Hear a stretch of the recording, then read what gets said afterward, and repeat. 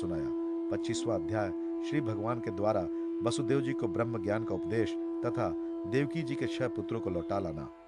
श्री सुखदेव जी कहते हैं, परीक्षित, इसके बाद एक दिन भगवान श्री कृष्ण और बलराम जी प्रातःकालीन प्रणाम करने के लिए माता पिता के पास गए। प्रणाम कर लेने पर वसुदेव जी भी बड़े प्रेम से दोनों भाइयों का अभिनंदन करके कहने लगे। वसुदेव जी ने बड़े बड़े ऋषियों के मुंह से भगवान की महिमा सुनी थी तथा उनके ऐश्वर्यपूर्ण चरित्र भी देखे थे। इससे उन्हें इस बात का दृढ़ विश्वास हो गया कि यह साधारण पुरुष नहीं है, स्वयं भगवान है। इसलिए उन्होंने अपने पुत्रों को प्रेम पूर्वक संबोधित करते हुए यूं कहा, सच्चिदानंद स्वरूप श्री कृष्ण, महायोगेश्वर शंकरशन, तुम दोनों सनातन हो। मैं जानता हूं कि तुम दोनों सारे जगत के साक्षात कारण स्वरूप, प्रधान और पुरुष के भी नियामक परमेश्वर हो। इस जगत के आधार, निर्माता और निर्माण सामग्री भी तुम ही हो। इस सारे जगत के स्वामी तुम दोनों हो और तुम्हारी कीड़ा के लिए इसका निर्माण हुआ है। ये जिस समय जिस रूप में जो कुछ रहता है होता है वह सब तुम ही हो। इस जगत में प्रकृति रूप से भोग्य और पुरुष रूप में भोक्ता तथा दोनों से परे दोनों के नियामक साक्षात भगवान भी तुम ही हो। इंद्रियातीत, जन्म, अस्तित्व आदि के भाव विकारों से रहित परमात्मन इस चित्र विचित्र जगत का तुम्ही ने निर्माण किया है और इसमें स्वयं तुमने ही आत्मा रूप से प्रवेश भी किया है। तुम प्राण, क्रिया शक्ति और जीव ज्ञान शक्ति के रूप में इसका पालन पोषण कर रहे हो। क्रिया शक्ति, प्रधान, प्राण आदि में जो जगत की वस्तुओं की सृष्टि करने की सामर्थ्य है वो उनकी अपनी सामर्थ्य नहीं, तुम्हारी है, क्योंकि वे तुम्हारे समान चेतन नहीं, अचेतन है, स्वतंत्र नहीं, परतंत्र है। अतः उन चेष्टाशील प्राण आदि में केवल चेष्टा मात्र होती है, शक्ति नहीं। शक्ति तो तुम्हारी ही है। प्रभु, चंद्रमा की कांति, अग्नि का तेज, सूर्य की प्रभा, नक्षत्र और विद्युत आदि के स्फुरन रूप से सत्ता, पर्वतों की स्थिरता, पृथ्वी की साधारण शक्ति रूप वृत्ति और गंध रूप गुण, ये सब वास्तव में तुम ही हो। परमेश्वर, जल में तृप्त करने, जीवन देने और शुद्ध करने की जो शक्तियां हैं वे तुम्हारा ही स्वरूप है। जल और उसका रस भी तुम ही हो। प्रभु, इंद्रिय शक्ति, अंतःकरण की शक्ति, शरीर की शक्ति, उसका हिलना डुलना, चलना फिरना, ये सब वायु की शक्तियां तुम्हारी ही है। दिशाएं और उनके अवकाश भी तुम ही हो। आकाश और उसका आश्रय भूत, स्फोट, शब्द, तन मात्रा या पर वाणी, नाद, पश्यंती, ओंकार, मध्यमा तथा वर्ण, अक्षर एवं पदार्थों का अलग अलग निर्देश करने वाले पद, रूप, वैखरी वाणी भी तुम ही हो। इंद्रिया, उनकी विषय प्रकाशनी शक्ति और अधिष्ठात देवता तुम ही हो। 86वां बुद्धि की अध्याय निश्चयात्मिका। सुभद्रा हरण और भगवान का मिथिलापुरी में राजा जनक और श्रुतदेव ब्राह्मण के घर एक साथ ही जाना। राजा परीक्षित ने पूछा, भगवान, मेरे दादा अर्जुन ने भगवान श्री कृष्ण और बलराम जी की बहन सुभद्रा जी से, जो मेरी दादी थीं, किस प्रकार विवाह किया? मैं यह जानने के लिए बहुत उत्सुक हूँ। श्री सुखदेव जी ने कहा, परीक्षित, एक बार अत्यंत शक्तिशाली अर्जुन तीर्थ यात्रा के लिए पृथ्वी पर विचरण करते हुए प्रभास क्षेत्र पहुंचे। वहां उन्होंने ये सुना कि बलराम जी मेरे मामा की पुत्री सुभद्रा का विवाह दुर्योधन के साथ करना चाहते हैं और वसुदेव, श्री कृष्ण आदि उनसे इस विषय में सहमत नहीं है। अब अर्जुन के मन में सुभद्रा को पाने की लालसा जाग गई। वे त्रिदंडादि वैष्णव का वेश धारण करके द्वारका पहुंचे। अर्जुन सुभद्रा को प्राप्त करने के लिए वहां वर्षा काल में 4 महीने तक रहे। वहां पूर्ववासियों और बलराम जी ने उनका खूब स्वागत किया। उन्हें यह पता न चला कि यह अर्जुन है। एक दिन बलराम जी ने आतिथ्य के लिए उन्हें निमंत्रित किया और उनको वे अपने घर ले गए। त्रिदंडी वेशधारी अर्जुन को बलराम जी ने अत्यंत श्रद्धा के साथ भोजन सामग्री निवेदित की और उन्होंने बड़े प्रेम से भोजन किया। अर्जुन ने भोजन के समय वहां विवाह योग्य परम सुंदरी सुभद्रा को देखा। उसका सौंदर्य बड़े बड़े वीरों का मन हरने वाला था। अर्जुन के नेत्र प्रेम से प्रफुल्लित हो गए। उनका मन उसे पाने की आकांक्षा से शुद्ध हो गया और उन्होंने उसे अपनी पत्नी बनाने का दृढ़ निश्चय कर लिया। परीक्षित, तुम्हारे दादा अर्जुन भी बड़े ही सुंदर थे। उनके शरीर की गठन, भावभंगी स्त्रियों का हृदय स्पर्श कर लेती थी। उन्हें देखकर सुभद्रा ने भी मन में उन्हीं को पति बनाने का निश्चय किया। वो तनिक मुस्कुराकर लजीली चितवन से उनकी ओर देखने लगी। उसने अपना हृदय उन्हें समर्पित कर दिया। अब अर्जुन केवल उसी का चिंतन करने लगे और इस बात का अवसर ढूंढने लगे कि इसे कब हर ले जाऊं। सुभद्रा को प्राप्त करने की उत्कट कामना से उनका चित्त चक्कर काटने लगा। उन्हें तनिक भी शांति नहीं मिलती थी। एक बार सुभद्रा जी देवी दर्शन के लिए रथ पर सवार होकर द्वारका द्वार से बाहर निकली। उसी समय महारथी अर्जुन ने देवकी वसुदेव और श्री कृष्ण की अनुमति से सुभद्रा का हरण कर लिया। रथ पर सवार होकर वीर अर्जुन ने धनुष उठा लिया और जो सैनिक उन्हें रोकने के लिए आए उन्हें मार पीट कर भगा दिया। सुभद्रा के निज जन रोते चिल्लाते रह गए और अर्जुन जिस प्रकार सिंह अपना भाग लेकर चल देता है वैसे ही सुभद्रा को लेकर चल पड़े। ये समाचार सुनकर बलराम जी बहुत बिगड़े। वे वैसे ही क्षुब्ध हो उठे जैसे पूर्णिमा के दिन समुद्र। परंतु भगवान श्री कृष्ण तथा अन्य सुहृद संबंधियों ने उनके पैर पकड़कर उन्हें बहुत कुछ समझाया बुझाया। तब वे शांत हुए। इसके बाद बलराम जी ने प्रसन्न होकर वर वधू के लिए बहुत सा धन सामग्री, हाथी, रथ, घोड़े और दासी दास दहेज में भेजे। श्री सुखदेव जी कहते हैं, परीक्षित, विदेही की राजधानी मिथिला में एक गृहस्थ ब्राह्मण थे। उनका नाम था ऋतुदेव। वे भगवान श्री कृष्ण के परम भक्त थे। वे एकमात्र भगवत भक्ति से ही पूर्ण मनोरथ, परम शांति, ज्ञानी और विरक्त थे। वे गृहस्थ आश्रम में रहते हुए भी किसी प्रकार का उद्योग नहीं करते थे। जो कुछ मिल जाता उसी से अपना निर्वाह कर लेते थे। प्रबंधवश प्रतिदिन उन्हें जीवन निर्वाह भर के लिए सामग्री मिल जाया करती थी। अधिक नहीं, वे उतने से ही संतुष्ट भी थे और अपने वर्णाश्रम के अनुसार धर्म पालन में तत्पर रहते थे। प्रिय परीक्षित, उस देश के राजा भी ब्राह्मण के समान ही भक्तिमान थे। मैथिला वंश के उन प्रतिष्ठित नरपति का नाम था बहुलाश्व। उनमें अहंकार का लेश भी न था। ऋतुदेव और बहुलाक्ष दोनों ही भगवान श्री कृष्ण के प्यारे भक्त थे। एक बार भगवान श्री कृष्ण ने उन दोनों पर प्रसन्न होकर द्वारका से रथ मंगवाया और उस पर सवार होकर द्वारका से विदेही देश की ओर प्रस्थान किया। भगवान के साथ नारद, वामदेव, अत्रि, वेदव्यास, परशुराम, असित, अरुणि, मैं, बृहस्पति, कांडव, मैत्रेय, च्यवन आदि ऋषि भी थे। परीक्षित, वे जहां जहां पहुंचते वहां वहां के नागरिक और ग्रामवासी प्रजा पूजा की सामग्री लेकर उपस्थित होती। पूजा करने वालों को भगवान ऐसे जान पड़ते मानो ग्रहों के साथ साक्षात सूर्य नारायण उदय हो रहे हों। परीक्षित, उस यात्रा में अनर्थ, धन्व, कुरु जांगल, कंक, मत्स्य, पांचाल, कुंती, मधु, केकय, कौशल, अर्ण आदि अनेक देशों के नर नारियों ने अपने नेत्र रूपी दोनों से भगवान श्री कृष्ण के उन्मुक्त हास्य और प्रेम भरी चितवन से युक्त मुखार विंद के मकरंद रस का पान किया। त्रिलोक गुरु भगवान श्री कृष्ण के दर्शन से उन लोगों की अज्ञान दृष्टि नष्ट हो गई। प्रभु दर्शन करने वाले नर नारियों को अपनी दृष्टि से परम कल्याण और तत्व ज्ञान का दान करते चल रहे थे। स्थान स्थान पर मनुष्य और देवता भगवान की उस कीर्ति का गान करके सुनाते जो समस्त दिशाओं को उज्जवल बनाने वाली एवं समस्त अशुभों का विनाश करने वाली है। इस प्रकार भगवान श्री कृष्ण धीरे धीरे विदेह देश में पहुंचे। परीक्षित, भगवान श्री कृष्ण के शुभागमन का समाचार सुनकर नागरिक और ग्रामवासियों के आनंद की सीमा न रही। वे अपने हाथों में पूजा की विविध सामग्रियां लेकर उनकी आगवानी करने आए। भगवान श्री कृष्ण का दर्शन करके उनके हृदय और मुख कमल प्रेम और आनंद से खिल उठे। उन्होंने भगवान को तथा उन मुनियों को जिनका नाम केवल सुन रखा था, देखा न था, हाथ जोड़कर मस्तक झुकाकर प्रणाम किया। मिथिला नरेश, बहुलाक्ष और ऋतुदेव ने यह समझकर कि जगत गुरु भगवान श्री कृष्ण हम लोगों पर अनुग्रह करने के लिए ही पधारे हैं, उनके चरणों पर गिरकर प्रणाम किया। बहुलाश्व और ऋतुदेव दोनों ही एक साथ हाथ जोड़कर मुनि मंडली के सहित भगवान श्री कृष्ण को आतिथ्य ग्रहण करने के लिए निमंत्रित किया।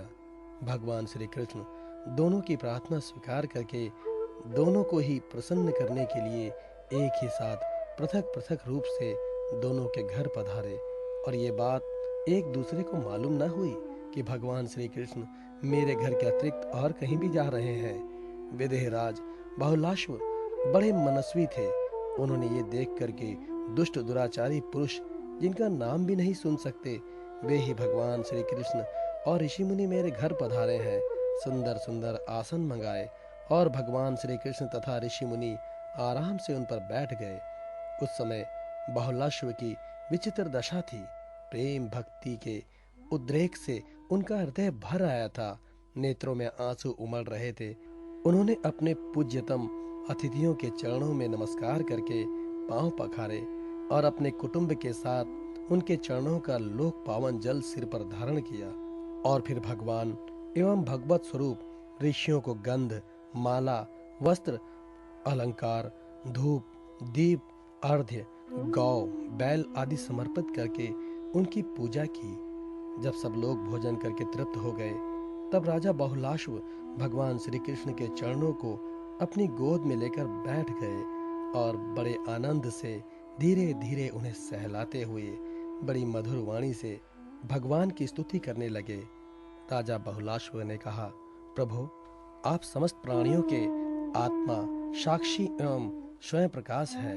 हम सदा सर्वदा आपके चरण कमलों का स्मरण करते रहते हैं। इसी से आपने हम लोगों को दर्शन देकर कृतार्थ किया है। भगवान, आपके वचन है कि मेरा अनन्य प्रेमी भक्त मुझे अपने स्वरूप बलराम जी, अर्धांगिनी लक्ष्मी और पुत्र ब्रह्मा से भी बढ़कर प्रिय है। अपने उन वचनों को सत्य करने के लिए ही आपने हम लोगों को दर्शन दिए हैं। भला ऐसा कौन सा पुरुष है जो आपकी इस परम दयालुता और प्रेम परवशता को जानकर भी आपके चरण कमलों का परित्याग कर सके। प्रभु, जिन्होंने जगत की समस्त वस्तुओं का एवं शरीर आदि का भी मन से परित्याग कर दिया है, उन परम शांत मुनियों को आप अपने तक को भी दे डालते हैं। आपने यदुवंश में अवतार लेके जन्म मृत्यु के चक्कर में पड़े हुए मनुष्यों को उनसे मुक्त करने के लिए जगत में ऐसे विशुद्ध यश का विस्तार किया है जो त्रिलोकी के पाप तप को शांत करने वाला है। प्रभु, आप अचिंत्य, अनंत ऐश्वर्य और मधुर की निधि है। सबके चित्त को अपनी ओर आकर्षित करने के लिए आप सच्चिदानंद स्वरूप पर ब्रह्म है। आपका ज्ञान अनंत है। परम शांति का विस्तार करने के लिए आप ही नारायण ऋषि के रूप में तपस्या कर रहे हैं। मैं आपको नमस्कार करता हूँ। एक रस अनंत, आप कुछ दिनों तक मुनि मंडली के साथ हमारे यहाँ निवास कीजिए और अपनी चरण धूलि से इस निमि वंश को पवित्र कीजिए। परीक्षित, सबके जीवन दाता भगवान श्री कृष्ण राजा बहुलाश्व की ये प्रार्थना स्वीकार करके मिथिलावासी नर नारियों का कल्याण करने हेतु कुछ दिनों तक वहीं रहे। प्रिय परीक्षित, जैसे राजा बहुलाश्व भगवान श्री कृष्ण और मुनि मंडली के पधारने पर आनंद मग्न हो गए थे, वैसे ही ऋतुदेव ब्राह्मण भी भगवान श्री कृष्ण और मुनियों को अपने घर आया देखकर आनंद विवल हो गए थे। वे उन्हें नमस्कार करके अपने वस्त्र उछाल उछाल कर नाचने लगे। ऋतुदेव ने चटाई, पीढ़ी और कुशासन बिछाकर उन पर भगवान श्री कृष्ण और मुनियों को बैठाया, स्वागत भाषण आदि के द्वारा उनका आनंद किया तथा अपनी पत्नी के साथ बड़े आनंद से सबके पांव पखारे। परीक्षित, महान सौभाग्यशाली ऋतुदेव ने भगवान और ऋषियों के चरणोदक से अपने घर और कुटुंबों को सींच दिया। इस समय उनके सारे मनोरथ पूर्ण हो रहे थे। वे हर्षित रेख से मतवाले हो रहे थे। तदंतर उन्होंने फल, गंध, खस से सुवासित निर्मल एवं मधुर जल, सुगंधित मिट्टी, तुलसी, कुश, कमल आदि अनायास प्राप्त पूजा सामग्री और सत्व गुण बढ़ाने वाले अन्न से सबकी आराधना की। उस समय ऋतुदेव जी मन ही मन तर्कना करने लगे कि मैं तो घर गृहस्थी के अधूरे कुएं में गिरा हुआ हूँ, अभागा हूँ। मुझे भगवान श्री कृष्ण और उनके निवास स्थान ऋषि मुनियों का, जिनके चरणों की धूल ही समस्त तीर्थों को तीर्थ बनाने वाली है, समागम कैसे प्राप्त हो गया। जब सब लोग आतिथ्य स्वीकार करके आराम से बैठ गए, तब ऋतुदेव अपने स्त्री, पुत्र तथा अन्य संबंधियों के साथ उनकी सेवा में उपस्थित हुए। वे भगवान श्री कृष्ण के चरण कमलों का स्पर्श करते हुए कहने लगे। ऋतुदेव ने कहा, प्रभु, आप व्यक्त अव्यक्त रूप, प्रकृति और जीवों से परे पुरुषोत्तम हैं। मुझे आपने आज ही दर्शन दिया हो ऐसी बात नहीं है। आप तो तभी से सब लोगों से मिले हुए हैं, जब से आपने अपनी शक्तियों के द्वारा इस जगत की रचना करके आत्मसत्ता के रूप से इसमें प्रवेश किया है। जैसे सोया हुआ पुरुष स्वप्न अवस्था में अविद्यावश मन ही मन स्वप्न जगत की सृष्टि कर लेता है और उसमें स्वयं उपस्थित होकर अनेक रूपों में अपने कर्म करता हुआ प्रतीत होता है, वैसे ही आपने अपने में ही अपनी माया से जगत की रचना कर ली है और अब इसमें प्रवेश करके अनेकों रूपों से प्रकाशित हो रहे हैं। जो लोग सर्वदा आपकी लीला कथा का श्रवण कीर्तन तथा आपकी प्रतिमाओं का अर्चन वंदन करते हैं और आपसे आपकी ही चर्चा करते हैं, उनका हृदय शुद्ध हो जाता है और आप उसमें प्रकाशित हो जाते हैं। जिन लोगों का चित्त लौकिक, वैदिक आदि कर्मों से, वासना से बहिर्मुख हो रहा है, उनके हृदय में रहने पर भी आप उनसे बहुत दूर हैं। किंतु जिन लोगों ने आपके गुणगान से अपने अंतःकरण को सद्गुण संपन्न बना लिया है, उनके लिए चित्त वृत्तियों से आग्रह होने पर भी आप अत्यंत निकट हैं। प्रभु, जो लोग आत्म तत्व को जानने वाले हैं, उनके आत्मा के रूप में ही आप स्थित हैं, और जो शरीर आदि को ही अपना आत्मा मान बैठे हैं, उनके लिए आप अंतात्मा को प्राप्त होने वाली मृत्यु के रूप में हैं। आप महत्तत्व आदि कार्य, द्रव्य और प्रकृति रूप कारण के नियामक हैं, शासक हैं। आपकी माया आपकी अपनी दृष्टि पर पर्दा नहीं डाल सकती, किंतु उसने दूसरों की दृष्टि को ढक रखा है। आपको मैं नमस्कार करता हूँ। स्वयं प्रकाश प्रभु, हम आपके सेवक हैं।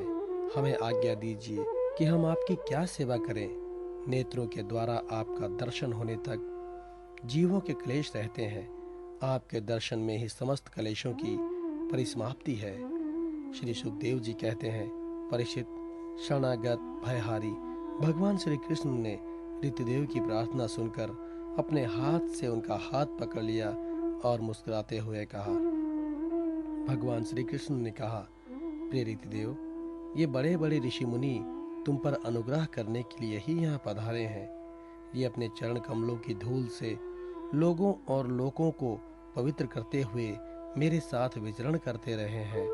देवता, पुण्य क्षेत्र और तीर्थ आदि तो दर्शन, स्पर्श, अर्चन आदि के द्वारा धीरे धीरे बहुत दिनों में पवित्र करते हैं, परंतु संत पुरुष अपनी दृष्टि से ही सबको पवित्र कर देते हैं। यही नहीं, देवता आदि में जो पवित्र करने की शक्ति है, वो भी उन्हें संतों की दृष्टि से ही प्राप्त होती है।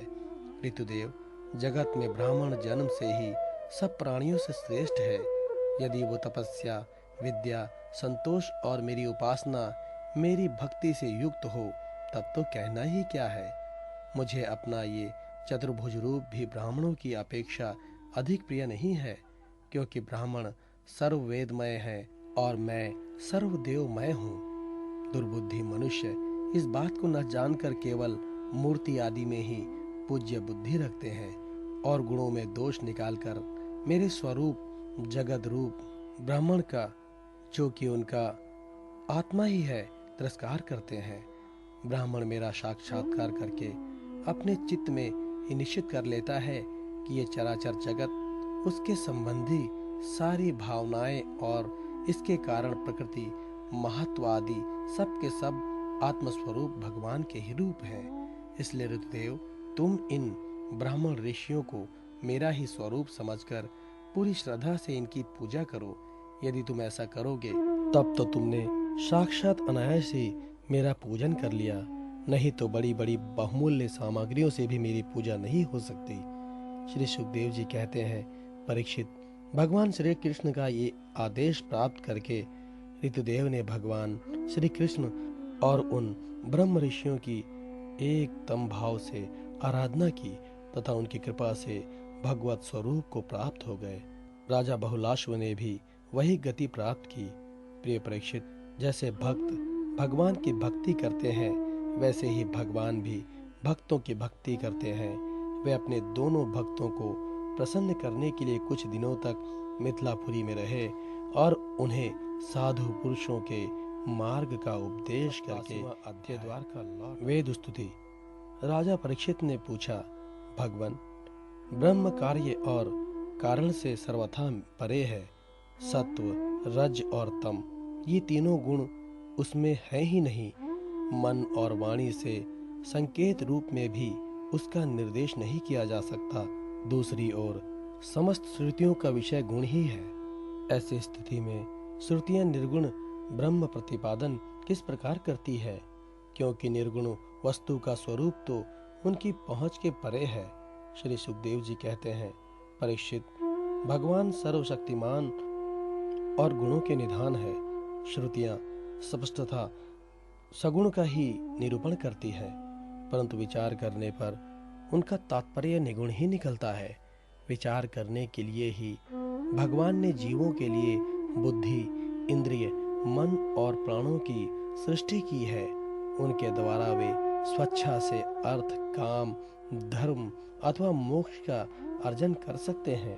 प्राणों के द्वारा जीवन धारण, श्रवण आदि, इंद्रियों के द्वारा महाकाव्य आदि का श्रवण, उनके द्वारा मन और बुद्धि के द्वारा निश्चय करने पर श्रुतियों के तात्पर्य निगुण स्वरूप का साक्षात्कार हो सकता है।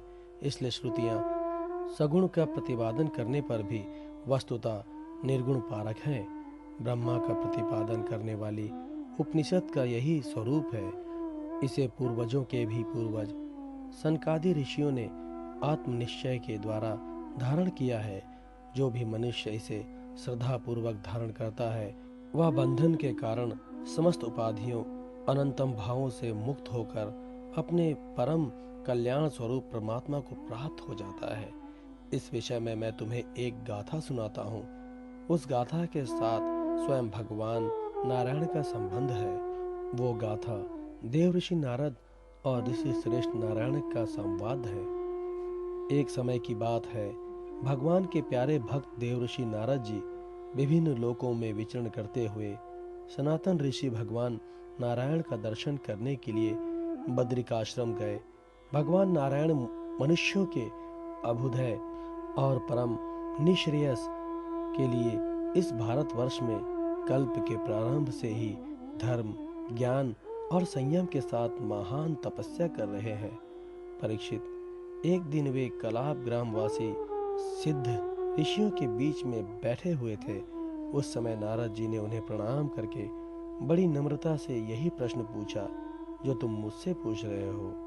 भगवान नारायण ने ऋषियों की उस भारी सभा में नारद जी को उनके प्रश्न का उत्तर दिया और वो कथा सुनाई जो पूर्वकालीन जनलोक निवासियों में परस्पर वेदों के तात्पर्य और ब्रह्मा के स्वरूप के संबंध में विचार करते समय कही गई थी। भगवान नारायण ने कहा, नारद जी, प्राचीन काल की बात है। एक बार जनलोक में वहां रहने वाले ब्रह्मा के मानस पुत्र नैसिठक, ब्रह्मचारी सनक, संदक, सनातन आदि परम ऋषियों का ब्रह्म सत्र हुआ था। उस समय तुम मेरी श्वेताधिपति अनिरुद्ध मूर्ति का दर्शन करने के लिए श्वेत द्वीप चले गए थे। उस समय वहां उस ब्रह्म के संबंध में बड़ी ही सुंदर चर्चा हुई थी, जिसके विषय में श्रुतियां भी मौन धारण कर लेती हैं। स्पष्ट वर्णन न करके तात्पर्य स्वरूप लक्षित कराती हुई उसमें सो जाती हैं। उस समय ब्रह्म सत्र में यही प्रश्न उपस्थित किया गया था जो तुम मुझसे पूछ रहे हो। सनक, संदक, सनातन, संत कुमार, ये चारों भाई शास्त्रीय ज्ञान, तपस्या और शील स्वभाव में समान थे। उन लोगों की दृष्टि में शत्रु, मित्र और उदासीन एक से हैं। फिर भी उन्होंने उनमें से सन्नंद को तो वक्ता बना लिया और शेष भाई सुनने के इच्छुक बनकर बैठ गए। सन्नंद जी ने कहा, जिस प्रकार प्रातः काल होने पर सोते हुए सम्राट को जगाने के लिए अनुजीवी वंदी जन उनके पास आते हैं और सम्राट के पराक्रम तथा सुयश का गान करके उसे जगाते हैं, वैसे ही जब परमात्मा अपने बनाए हुए संपूर्ण जगत को अपने में लीन करके अपनी शक्तियों के सहित सोए रहते हैं, तब प्रलय के अंत में श्रुतियां उनका प्रतिपादन करने वाले वचनों से उन्हें इस प्रकार जगाती है। श्रुतियां कहती हैं, अजित, आप ही सर्वश्रेष्ठ हैं, आप पर कोई विजय नहीं प्राप्त कर सकता। आपकी जय हो प्रभु। आप स्वभाव से ही समस्त ऐश्वर्यों से परिपूर्ण हैं, इसलिए चराचर प्राणियों को फंसाने वाली माया नाश कर दीजिए। प्रभु, इस गुणमयी माया ने दोष के लिए जीवों के आनंदादिमय सहज स्वरूप का आच्छादन करके उन्हें बंधन में डालने के लिए ही सत्वादि गुणों को ग्रहण किया है। जगत में जितनी भी साधना, ज्ञान, क्रिया और शक्तियां हैं, उन सब को जगाने वाले आप ही हैं। इसलिए आपके मिटाए बिना ये माया मिट नहीं सकती। इस विषय में यदि प्रमाण पूछा जाए तो आपकी श्वासभूता श्रुतियां ही हम ही प्रमाण है। यद्यपि हम आपका स्वरूपतः वर्णन करने में असमर्थ हैं, परंतु जब कभी आप माया के द्वारा जगत की सृष्टि करके सुगुण हो जाते हैं या उसको निषेध करके स्वरूप स्थिति की लीला करते हैं, अथवा अपना सच्चिदानंद स्वरूप श्री विग्रह प्रकट करके क्रीड़ा करते हैं, तभी हम यति किंचित आपका वर्णन करने में समर्थ होती हैं। इसमें संदेह नहीं है कि हमारे द्वारा इंद्र, वरुण आदि देवताओं का भी वर्णन किया जाता है, परंतु हमारे सारे मंत्र अथवा सभी मंत्र दृष्टा ऋषि प्रतीत होने वाले इस संपूर्ण जगत को ब्रह्मा स्वरूप ही अनुभव करते हैं, क्योंकि जिस समय ये सारा जगत नहीं रहता उस समय भी आप बच रहते हैं। जैसे घट, शराव आदि सभी विकार मिट्टी से ही उत्पन्न और उसी में लीन होते हैं, उसी प्रकार संपूर्ण जगत की उत्पत्ति और प्रलय आप में ही होती है। तब क्या आप पृथ्वी के समान विकारी हैं? नहीं, आप तो एक रस निर्विकार हैं। इससे तो ये जगत आप में उत्पन्न नहीं प्रतीत है। इसलिए जैसे घट, शराव आदि का वर्णन भी मिट्टी का ही वर्णन है, वैसे ही इंद्र, वरुण आदि देवताओं को वर्णन भी आपका ही वर्णन है। यही कारण है कि विचारशील ऋषि मन से जो कुछ सोचा जाता है और वाणी से जो कुछ कहा जाता है, उसे आप में ही स्थित आपका ही स्वरूप देखते हैं। मनुष्य आपका पैर चाहे कहीं भी रखे, ईंट, पत्थर या काठ पर, होगा वो पृथ्वी पर ही, क्योंकि वे सब पृथ्वी स्वरूप ही हैं। इसलिए हम चाहे जिस नाम या जिस रूप का वर्णन करें, वो आपका ही नाम, आपका ही रूप है। भगवान, लोग सत्व, रज, तम इन तीन गुणों की माया से बने हुए अच्छे बुरे भावों या अच्छी बुरी क्रियाओं में उलझ जाया करते हैं, परंतु आप तो उस माया नटी के स्वामी, उसको नचाने वाले हैं।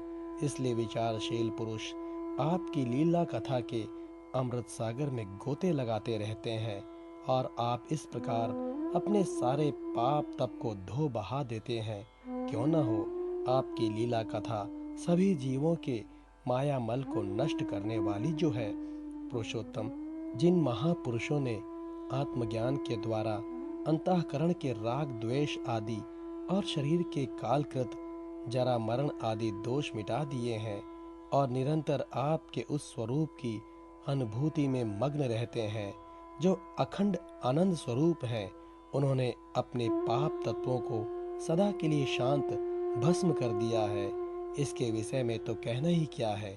भगवान, प्राणधारियों के जीवन की सफलता इसी में है कि वे आपका भजन सेवन करें, आपकी आज्ञा का पालन करें। यदि वे ऐसा नहीं करते तो उनका जीवन व्यर्थ है और उनके शरीर में श्वास का चलना ठीक वैसा ही है जैसा लुहार की धौंकनी में हवा का आना जाना।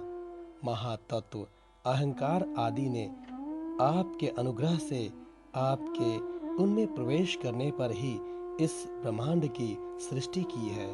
अन्नमय, प्राणमय, मनोमय, विज्ञानमय और आनंदमय इन पांचों कोशों में पुरुष रूप से रहने वाले आप में मैं की स्फूर्ति करने वाले भी आप ही हैं। आपके ही अस्थि तत्व से उन कोशों के अस्थि तत्व अनुभव होता है और उनके ना रहने पर भी अंतिम अबाध्य रूप से आप विराजमान रहते हैं। इस प्रकार सब में अंतिम और सबकी अवधि होने पर भी आप असंग ही हैं, क्योंकि वास्तव में जो कुछ वृत्तियों के द्वारा असित अथवा नास्तिक रूप में अनुभव होता है, उन समस्त कार्य कारणों से आप परे हैं। नेति नेति के द्वारा इन सब का निषेध हो जाने पर भी आप ही शेष रहते हैं, क्योंकि आप उस निषेध के भी साक्षी हैं और वास्तव में आप ही एकमात्र सत्य हैं। ऋषियों ने आपकी प्राप्ति के लिए अनेकों मार्ग माने हैं। उनमें जो स्थूल दृष्टि वाले हैं वे मणिपूरक चक्र में अग्नि रूप से आपकी उपासना करते हैं। अरुण वंश के ऋषि समस्त नाड़ियों के निकलने के स्थान हृदय में आपके परम सूक्ष्म स्वरूप दहर ब्रह्मा की उपासना करते हैं। प्रभु, हृदय से ही आपको प्राप्त करने का श्रेष्ठ मार्ग सुषुम्ना नाड़ी ब्रह्मरंध्र तक गई हुई है। जो पुरुष उस ज्योतिमय मार्ग को प्राप्त कर लेता है और उससे ऊपर की ओर बढ़ता है, वो फिर जन्म मृत्यु के चक्कर में नहीं पड़ता। भगवान, आपने ही देवता, मनुष्य और पशु पक्षी आदि योनियां बनाई हैं। सदा सर्वदा सब रूपों में आप ही हैं। इसलिए करुणा से प्रवेश न करने पर भी आप ऐसे ज्ञान पढ़ते हैं मानो उसमें प्रविष्ट हुए हों।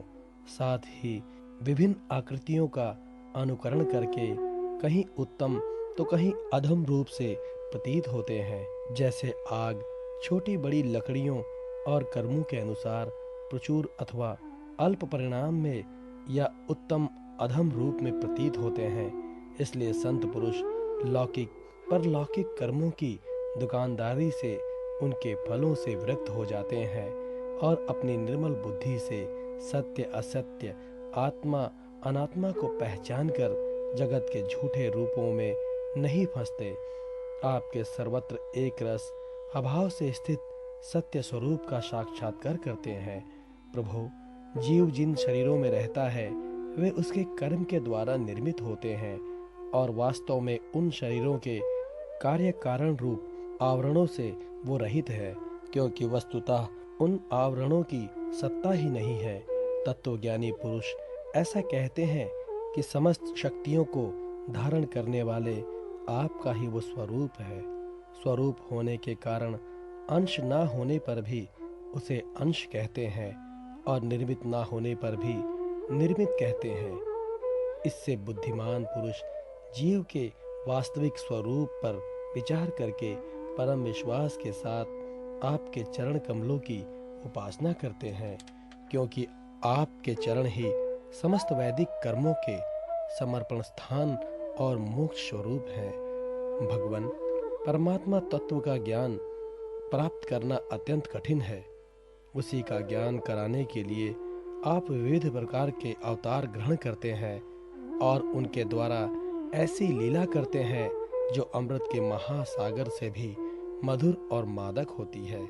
जो लोग उसका सेवन करते हैं उनकी सारी थकावट दूर हो जाती है, वे परमा आनंद में मग्न हो जाते हैं। कुछ प्रेमी भक्त तो ऐसे होते हैं जो आपकी लीला कथाओं को छोड़कर मोक्ष की भी अभिलाषा नहीं करते। स्वर्ग आदि की तो बात ही क्या है, वे आपके चरण कमलों के प्रेमी परम हंसों के सत्संग में, जहाँ आपकी कथा होती है, इतना सुख मानते हैं कि उसके लिए इस जीवन में प्राप्त अपने घर गृहस्थी का भी परित्याग कर देते हैं। प्रभु, ये शरीर आपकी सेवा का साधन होकर जब आपके पथक का अनुरागी हो जाता है, तब आत्मा हितैषी, सुहृद और प्रिय व्यक्ति के समान आचरण करता है। आप जीव के सच्चे हितैषी, प्रियतम और आत्मा ही हैं और सदा सर्वदा जीव को अपनाने के लिए तैयार भी रहते हैं।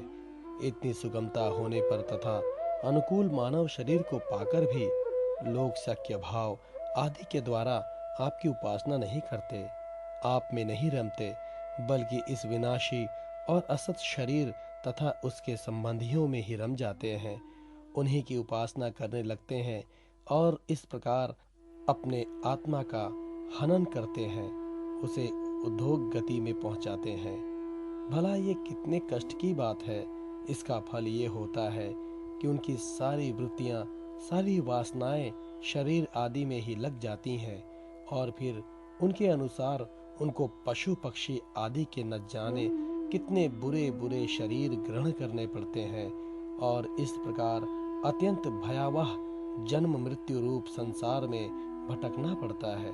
प्रभु, बड़े बड़े विचारशील योगी यति अपने प्राण, मन और इंद्रियों को वश में करके दृढ़ योगाभ्यास के द्वारा हृदय में आपकी उपासना करते हैं, परंतु आश्चर्य की बात तो ये है कि उनमें जिस पद की प्राप्ति होती है उसकी प्राप्ति उन शत्रुओं को भी हो जाती है जो आपसे वैर भाव रखते हैं, क्योंकि स्मरण तो वे भी करते ही हैं। कहाँ तक कहें भगवान, वे स्त्रियां जो अज्ञानवश आपको परिच्छन्न मानती है और आपकी शेषनाग के समान मोटी, लंबी तथा सुकुमार भुजाओं के प्रति कामाभाव से आसक्त रहती हैं, जिस परम पद को प्राप्त करती हैं वही पद हम श्रुतियों को भी प्राप्त होता है। यद्यपि हम आपको सदा सर्वदा एक रस अनुभव करती हैं और आपके चरणारविंद का मकरंद रस पान करती रहती हैं, क्यों न हो आप समदर्शी जो हैं, आपकी दृष्टि में उपास के परिच्छन्न या अपरिच्छन्न भाव में कोई अंतर नहीं है। भगवान, आप अनादि और अनंत हैं, जिसका जन्म और मृत्यु काल से सीमित है, वो भला आपको कैसे जान सकता है। स्वयं ब्रह्मा जी निवृत्ति प्रायण सनकादि तथा प्रवृत्ति प्रायण मरीचि आदि भी बहुत पीछे आपसे ही उत्पन्न हुए हैं। जिस समय आप सबको समेटकर सो जाते हैं, उस समय ऐसा कोई साधन नहीं रह जाता जिससे उनके साथ ही सोया हुआ जीव आपको जान सके, क्योंकि उस समय ना तो आकाश आदि स्थूल जगत रहता है और ना तो महातत्ववादी सूक्ष्म जगत। इन दोनों से बने हुए शरीर और उनके निमित्त क्षण मुहूर्त आदि काल के अंग भी नहीं रहते। उस समय कुछ भी नहीं रहता, यहाँ तक कि शास्त्र भी आप में ही समा जाते हैं। ऐसी अवस्था में आपको जानने की चेष्टा ना करके आपका भजन करना ही सर्वोत्तम मार्ग है। प्रभु, कुछ लोग मानते हैं कि असत जगत की उत्पत्ति होती है और कुछ लोग कहते हैं कि सतरूप दुखों का नाश होने पर मुक्ति मिलती है। दूसरे लोग आत्मा को अनेक मानते हैं, तो कई लोग कर्म के द्वारा प्राप्त होने वाले लोक और परलोक रूप व्यवहार को सत्य मानते हैं। इसमें संदेह नहीं कि ये सभी बातें भ्रम मूलक हैं और वे आरोप करके ही ऐसा उपदेश करते हैं। पुरुष त्रिगुणमय है, इस प्रकार का भेदभाव केवल अज्ञान से ही होता है और आप अज्ञान से सर्वथा परे हैं। इसलिए ज्ञान स्वरूप आप में किसी प्रकार का भेदभाव नहीं है। ये त्रिगुणात्मक जगत मन की कल्पना मात्र है। केवल यही नहीं, परमात्मा और जगत से पृथक प्रतीत होने वाला पुरुष भी कल्पना मात्र ही है। इस प्रकार वास्तव में असत होने पर भी अपने सत्य अधिष्ठान आपकी सत्ता के कारण यह सत्य सा प्रतीत हो रहा है। इसलिए भोक्ता, भोग्य और दोनों के संबंध को सिद्ध करने वाली इंद्रियां आदि जितना भी जगत है, सबको आत्मज्ञानी पुरुष आत्म स्वरूप से सत्य ही मानते हैं। सोने से बने हुए कड़े, कुंडल आदि स्वर्ण रूप ही तो हैं। इसलिए उनको इस रूप में जानने वाला पुरुष उन्हें छोड़ता नहीं। वो समझता है कि ये भी सोना है। इसी प्रकार ये जगत आत्मा में ही कल्पित, आत्मा से ही व्याप्त है। इसलिए आत्मज्ञानी पुरुष ही इसे आत्म रूप ही मानते हैं।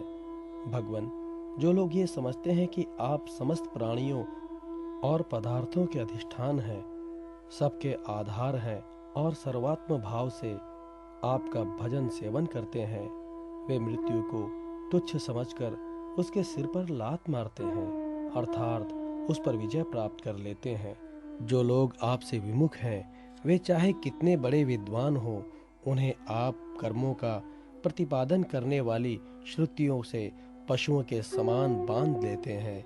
इसके विपरीत जिन्होंने आपके साथ प्रेम का संबंध जोड़ रखा है, वे न केवल अपने को बल्कि दूसरों को भी पवित्र कर देते हैं, जगत के बंधन से छुड़ा देते हैं। ऐसा सौभाग्य भला आपसे विमुख लोगों को कैसे प्राप्त हो सकता है? प्रभु, आप मन, बुद्धि और इंद्रिय आदि करणों से, चिंतन, कर्म आदि के साधनों से सर्वथा रहित हैं, फिर भी आप समस्त अंतःकरण और ब्रह्म कारणों से, शक्तियों से सदा सर्वदा संपन्न हैं। आप स्वतः सिद्ध, ज्ञानवान, स्वयं प्रकाश हैं। अतः कोई काम करने के लिए आपको इंद्रियों की आवश्यकता नहीं है। जैसे छोटे छोटे राजा अपनी अपनी प्रजा से कर लेकर स्वयं अपने सम्राट को कर देते हैं, वैसे ही मनुष्य के पूज्य देवता और देवताओं के पूज्य ब्रह्मा आदि भी अपने अधिकृत प्राणियों से पूजा स्वीकार करते हैं और माया के अधीन होकर आपकी पूजा करते रहते हैं। वे इस प्रकार आपकी पूजा करते हैं कि आपने जहाँ जो कर्म करने के लिए उन्हें नियुक्त कर दिया है, वे आपसे भयभीत रहकर वही काम करते रहते हैं। नित्य मुक्त आप मायातीत हैं, फिर भी जब अपने इक्षण मात्र से, संकल्प मात्र से माया के साथ क्रीड़ा करते हैं, तब आपका संकेत पाते ही जीवों के सूक्ष्म शरीर और उनके सुप्त कर्म संस्कार जग जाते हैं और चराचर प्राणियों की उत्पत्ति होती है। प्रभु, आप परम दयालु हैं। आकाश के समान सब में सम होने का कारण ना तो कोई आपका अपना है और ना तो पराया। वास्तव में आपके स्वरूप में मन और वाणी की गति ही नहीं है। आप में कार्य कारण रूप प्रपंच का अभाव होने से बाह्य दृष्टि से आप शून्य के समान ही जान पड़ते हैं, परंतु उस दृष्टि के भी अधिष्ठान होने के कारण आप परम सत्य हैं। भगवन, आप नित्य एक रस हैं। यदि जीव असंख्य हों और सब के सब नित्य एवं सर्वव्यापक हों, तो तब तो वे आपके समान ही हो जाएंगे। उस हालत में वे शासित और आप शासक, ये बात बन ही नहीं सकती, और तब आप उनका नियंत्रण कर ही नहीं सकते। उनका नियंत्रण आप तभी कर सकते हैं जब वे आपसे उत्पन्न एवं आपकी अपेक्षा न्यून हो। इसमें संदेह नहीं है कि ये सब के सब जीव तथा इनकी एकता या विभिन्नता आपसे ही उत्पन्न हुई है। इसलिए आप उनमें करुण रूप से रहते हुए भी उनके नियामक हैं। वास्तव में आप उनमें समरूप से स्थित हैं, परंतु ये जाना नहीं जा सकता कि आपका वो स्वरूप कैसा है, क्योंकि जो लोग ऐसा समझते हैं उन्हें हमने जान लिया है। उन्होंने वास्तव में आपको नहीं जाना। उन्होंने तो केवल अपनी बुद्धि के विषय को जाना है, जिससे आप परे हैं, और साथ ही मति के द्वारा जितनी वस्तुएं जानी जाती हैं, वे मतियों की भिन्नता के कारण भिन्न भिन्न होती हैं। इसलिए उनकी दृष्टता एक मत के साथ दूसरे मत का विरोध प्रत्यक्ष ही है। अतएव आपका स्वरूप समस्त मतों के परे है। स्वामिन, जीव आपसे उत्पन्न होता है, ये कहने का ऐसा अर्थ नहीं है कि आप परिणाम के द्वारा जीव बनते हैं। सिद्धांत तो ये है कि प्रकृति और पुरुष दोनों ही अजन्मा है, अर्थात उनका वास्तविक स्वरूप जो आप हैं कभी वृत्तियों के अंदर उतरता नहीं, जन्म नहीं लेता। तब प्राणियों का जन्म कैसे हो सकता है? अज्ञान के कारण प्रकृति को पुरुष और पुरुष को प्रकृति समझ लेने से, एक का दूसरे के साथ संयोग हो जाने से, जैसे बुलबुला नाम की कोई स्वतंत्र वस्तु नहीं है, परंतु उपादान कारण जल और निमित्त कारण वायु के संयोग से उसकी सृष्टि हो जाती है। प्रकृति में पुरुष और पुरुष में प्रकृति का अध्यास हो जाने के कारण ही जीवों के विविध नाम और गुण रख लिए जाते हैं। अंत में जैसे समुद्रों में नदियां और मधु में समस्त पुष्पों के रस समा जाते हैं, वैसे ही वे सब के सब उपाधि रहित आप में समा जाते हैं। इसलिए जीवों की भिन्नता और उनका पृथक अस्तित्व आपके द्वारा नियंत्रित है, उनकी पृथक स्वतंत्रता और सर्वव्यापकता आदि वास्तविक सत्य को न जानने के कारण ही मानी जाती है। भगवान, सभी जीव आपकी माया से भ्रम में भटक रहे हैं। उनको आपसे पृथक मानकर जन्म मृत्यु का चक्कर काट रहे हैं, परंतु बुद्धिमान पुरुष इस भ्रम को समझ लेते हैं और संपूर्ण भक्ति भाव से आपकी शरण ग्रहण करते हैं, क्योंकि आप जन्म मृत्यु के चक्कर से छुड़ाने वाले हैं। यद्यपि शीत, ग्रीष्म और वर्षा, इन 3 भागों वाला काल चक्र आपका भूविलास मात्र है, वो सभी को भयभीत करता है, परंतु वह उन्हीं को बार बार भयभीत करता है जो आपकी शरण नहीं लेता। जो आपके शरणागत भक्त हैं, उन्हें भला जन्म मृत्यु संसार का भय कैसे हो सकता है?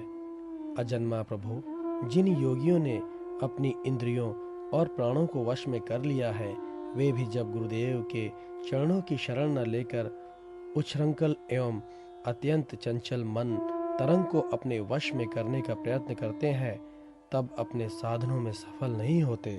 उन्हें बार बार खेद और सैकड़ों विपत्तियों का सामना करना पड़ता है।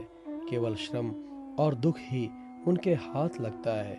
उनकी ठीक वही दशा होती है जैसी समुद्र में बिना कर्णधार की नाव पर यात्रा करने वाले व्यापारियों की होती है।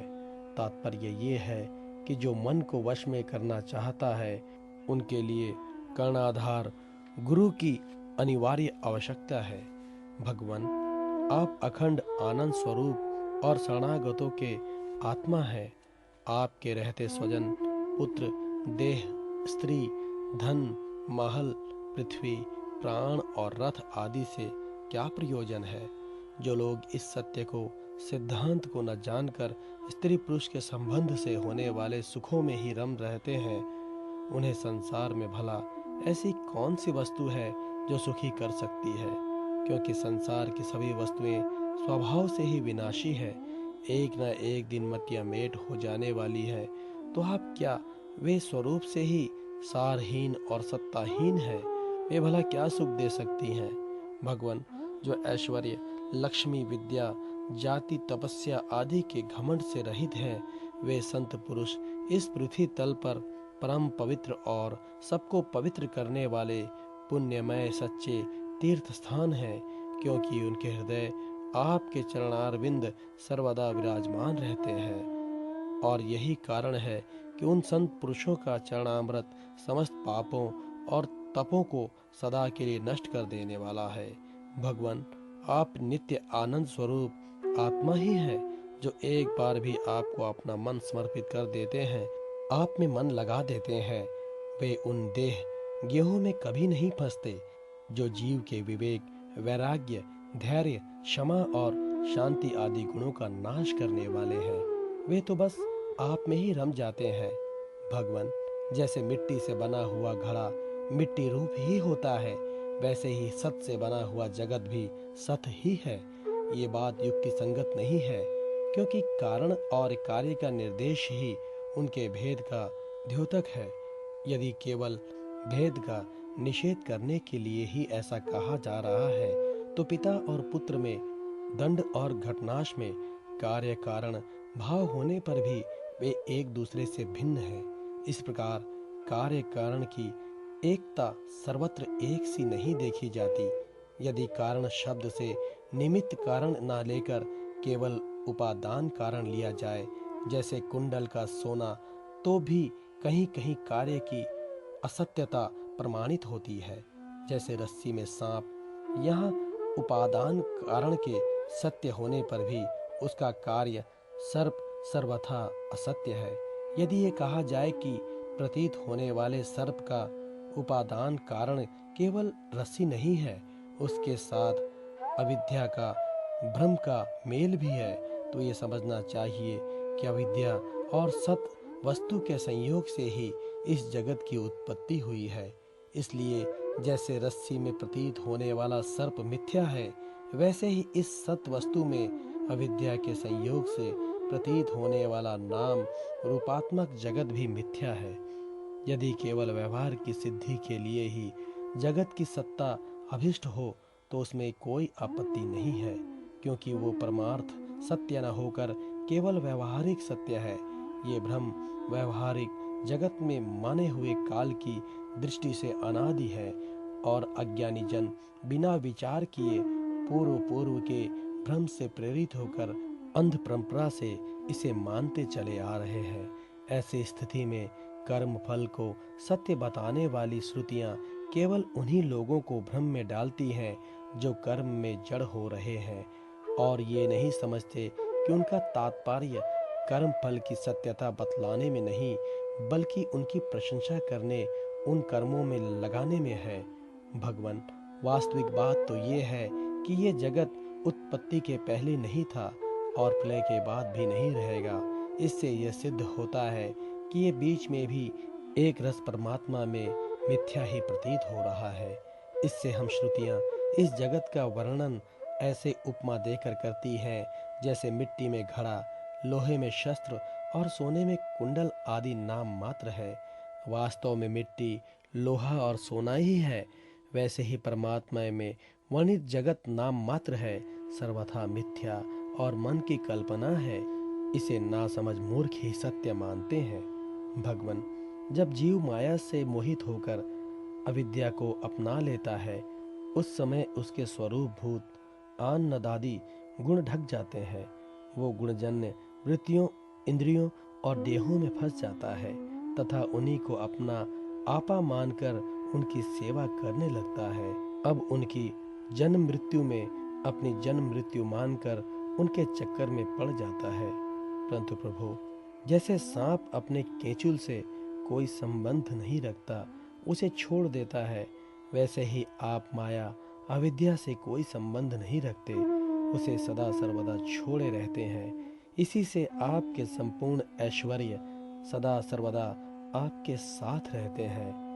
अणिमा आदि अष्ट सिद्धियों से युक्त परमेश्वर्य में आपकी स्थिति है। इसी से आपका ऐश्वर्य, धर्म, यश भी, ज्ञान और वैराग्य अपरिमित है, अनंत है। वो देश, काल और वस्तुओं की सीमा से आबाद नहीं है। भगवान, यदि मनुष्य योगी यति होकर भी अपने हृदय की विषय वासनाओं को उखाड़ नहीं फेंकता, तो उन असाधकों के लिए आप हृदय में रहने पर भी वैसे ही दुर्लभ है जैसे कोई अपने गले में मणि पहने हुए हो, परंतु उसकी याद न रहने पर उसे ढूंढता फिरे इधर उधर। जो साधक अपनी इंद्रियों को तृप्त करने में ही लगे रहते हैं, विषयों से विरक्त नहीं होते, उन्हें जीवन भर और जीवन के बाद भी दुख ही दुख भोगना पड़ता है, क्योंकि वे साधक नहीं, दंभी है। एक तो अभी उन्हें मृत्यु से छुटकारा नहीं मिला है, लोगों को रिझाने, धन कमाने आदि के क्लेश उठाने पड़ रहे हैं, और दूसरे आपका स्वरूप न जानने के कारण अपने धर्म कर्म का उल्लंघन करने से परलोक में नरक आदि प्राप्त होने का भय भी बना रहता है। भगवान, आपके वास्तविक स्वरूप को जानने वाला पुरुष आपके दिए हुए पुण्य और पाप कर्मों के फल, सुख एवं दुखों को नहीं जानता, नहीं भोगता। वो भोग्य और भोक्तापन के भाव से ऊपर उठ जाता है। उस समय विधि निषेध के प्रतिपादक शास्त्र भी उससे निवृत्त हो जाते हैं, क्योंकि वे देहाभिमानियों के लिए हैं। उनकी ओर तो उसका ध्यान ही नहीं जाता। जिसे आपके स्वरूप का ज्ञान नहीं हुआ है, वो भी यदि प्रतिदिन आपकी प्रत्येक युग में की हुई लीलाओं, गुणों का गुणगान सुन सुनकर उनके द्वारा आपको अपने हृदय में बैठा लेता है, तो अनंत अचिंत्य दिव्य गुण गणों के निवास स्थान प्रभु, आपका वो प्रेमी भक्त भी पाप पुण्यों के फल, सुख दुखों और विधि निषेधों से अतीत हो जाता है, क्योंकि आप ही उनकी मोक्ष स्वरूप गति है। परंतु इन ज्ञानी और प्रेमियों को छोड़कर और सभी शस्त्र बंधन में है तथा वे उसका उल्लंघन करने पर दुर्गति को प्राप्त होते हैं। भगवान, स्वर्ग आदि लोकों के अधिपति इंद्र, ब्रह्मा प्रभृति भी आपकी था आपका पार ना पा सके, और आश्चर्य की बात तो ये है कि आप भी उसे नहीं जानते, क्योंकि जब अंत है ही नहीं तब कोई जानेगा कैसे। प्रभु, जैसे आकाश में हवा से धूल के नन्हे नन्हे कण उड़ते रहते हैं, वैसे ही आप में काल के वेग से अपने से उत्तरोत्तर 10 गुने 7 आवरणों के सहित असंख्य ब्रह्मांड एक साथ ही घूमते रहते हैं। तब भला आपकी सीमा कैसे मिले? हम श्रुतियां भी आपके स्वरूप का साक्षात वर्णन नहीं कर सकती। आपके अतिरिक्त वस्तुओं का निषेध करते करते अंत में अपना भी निषेध कर देती हैं और आप में ही अपनी सत्ता खोकर सफल हो जाती हैं। भगवान नारायण ने कहा, देवर्षि, इस प्रकार सनकादि ऋषियों ने आत्मा और ब्रह्मा की एकता बताने वाले उपदेश सुनकर आत्मस्वरूप को जाना और नित्य सिद्ध होने पर भी इस उपदेश से कृत्य से होकर उन लोगों ने सन्नंद की पूजा की। नारद, सनकादि ऋषि सृष्टि के आरंभ में उत्पन्न हुए थे, अतएव वे सबके पूर्वज हैं। उन आकाशगामी महात्माओं ने इस प्रकार समस्त वेद पुराण और उपनिषदों का रस निचोड़ लिया है। ये सबका सार सर्वस्व है। देवऋषि, तुम भी उन्हीं के समान ब्रह्मा के मानस पुत्र हो, उनकी ज्ञान संपत्ति के उत्तराधिकारी हो। तुम भी श्राद्ध के साथ इस ब्रह्मात्म विद्या को धारण करो और स्वच्छंद मन भाव से पृथ्वी में विचरण करो। ये विद्या मनुष्यों की समस्त वासनाओं को भस्म कर देने वाली है। श्री शुकदेव जी कहते हैं, परीक्षित, देव ऋषि नारद बड़े संयमी, ज्ञानी और पूर्ण काम और नैष्ठिक ब्रह्मचारी हैं। वे जो कुछ सुनते हैं उन्हें उसकी धारणा हो जाती है। भगवान नारायण ने उन्हें जब इस प्रकार उपदेश किया तब उन्होंने बड़ी श्रद्धा से उसे ग्रहण कर लिया और उनसे ये कहा। देव ऋषि नारद ने कहा, भगवान, आप सच्चिदानंद स्वरूप श्री कृष्ण हैं। आपकी कीर्ति परम पवित्र है। आप समस्त प्राणियों के परम कल्याण मोक्ष के लिए कमनीय कालावतार धारण किया करते हैं। मैं आपको नमस्कार करता हूँ। परीक्षित, इस प्रकार महात्मा देवर्षि नारद आदि ऋषि भगवान नारायण को और उनके शिष्यों को नमस्कार करके स्वयं मेरे पिता श्री कृष्ण द्वैपायन के आश्रम पर गए। भगवान वेद व्यास ने उनका यथोचित सत्कार किया। वे आसन स्वीकार करके बैठ गए। इसके बाद देव ऋषि नारद ने जो कुछ भगवान नारायण के मुंह से सुना था वो सब कुछ मेरे पितामह को सुना दिया।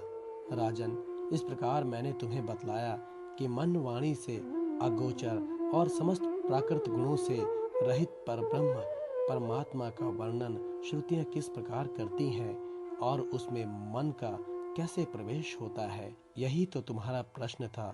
परीक्षित, भगवान ही इस विश्व का संकल्प करते हैं तथा उसके आदि, मध्य और अंत में स्थित रहते हैं। वे प्रकृति और जीव दोनों के स्वामी हैं। उन्होंने ही इसकी सृष्टि करके जीव के साथ उसमें प्रवेश किया है और शरीरों का निर्माण करके वे ही उनका नियंत्रण करते हैं। जैसे गाढ़ निद्रा सुषुप्ति में मग्न पुरुष अपने शरीर का अनुसंधान छोड़ देता है, वैसे ही भगवान को पाकर ये जीव माया से मुक्त हो जाता है। भगवान ऐसे विशुद्ध केवल चिंता मात्र तत्व हैं कि उनमें जगत के कारण माया अथवा प्रकृति का रत्ती भर भी अस्तित्व नहीं है। वे ही वास्तव में अभय स्थान है। उनका चिंतन निरंतर करते रहना चाहिए।